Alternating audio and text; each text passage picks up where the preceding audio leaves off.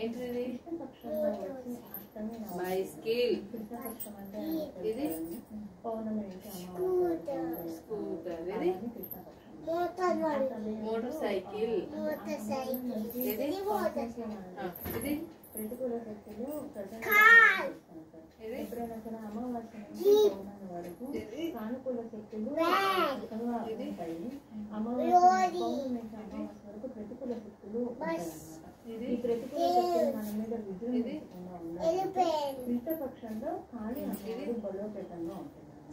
So కృష్ణపక్షంలో వచ్చే అష్టమి పూజ అయినా సరే, నవమి పూజ అంటే మామూలుగా అందరం చేసేది శుక్రవారం, మంగళవారం అమ్మవారి ఆలయాలకు వెళ్తాం. పొద్దున అవ్వచ్చు, సాయంత్రం కూడా ప్రత్యేకించి వెళ్ళి మనం అక్కడ అమ్మవారికి కుంకుమార్చన మన జీవితంలో అష్టమి తిథి అంటే మనం చూసుకుంటే కనుక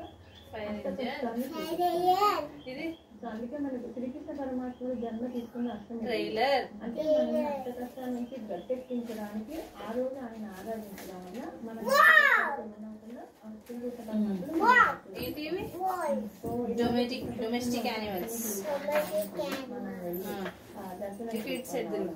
మన జీవితంలో ఎలాంటి కష్ట నష్టాలకి లేకుండా అమ్మవారి ఆశీస్సులు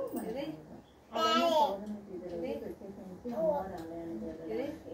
అంటే ఆ రోజు అమ్మవారు అంటే చంద్రుడు 16 కళలతోటి కోవిలుతూ ఉంటారు. ఆ సమయంలో అమ్మవారిని మనం దర్శించుకుంటే కనుక చాలా శాశ్వతంగా బ్రతికింది.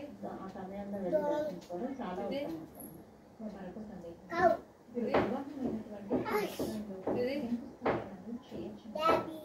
చేయకూడదు.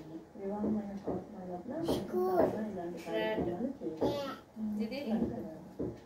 శంకుస్థాపన ఇలాంటివి చేసినప్పుడు ఇప్పుడు ఆల్రెడీ వివాహం అవుతుంది కదా. ఆల్రెడీ వివాహం చాలా మంది హాజరై ఉంటారు.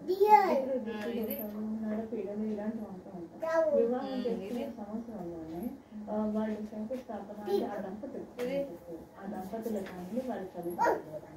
చేయడం వల్ల విపరీతమైన కలిగి లోనవుతారు. ఆ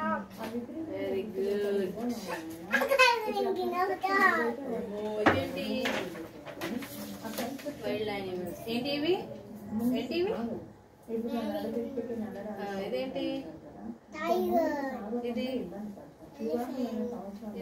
ఇలాంటివి పెట్టుకోకపోవడం శాస్త్ర సమ్మతం.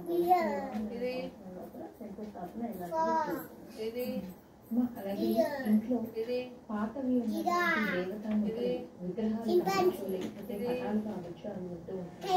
ఎప్పటి నుంచో పూజించుకుంటూ ఉంటాము. వాటిని తీసివేసేయడానికి చాలా వస్తుంది అనమాట. మరి కొత్తవి తెచ్చుకోవాలి, వాటిని పూజించాలి, వీటిని పూజించకూడదు.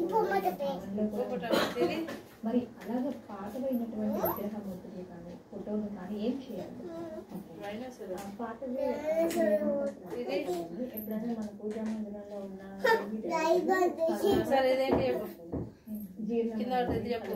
జీర్ణమైన అంటే ఫోటోస్ పడిపోయి ఉంటాయి.